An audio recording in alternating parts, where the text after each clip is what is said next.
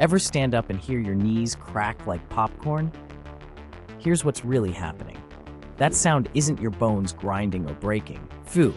It's actually tiny bubbles of gas in the fluid around your joints popping when you move.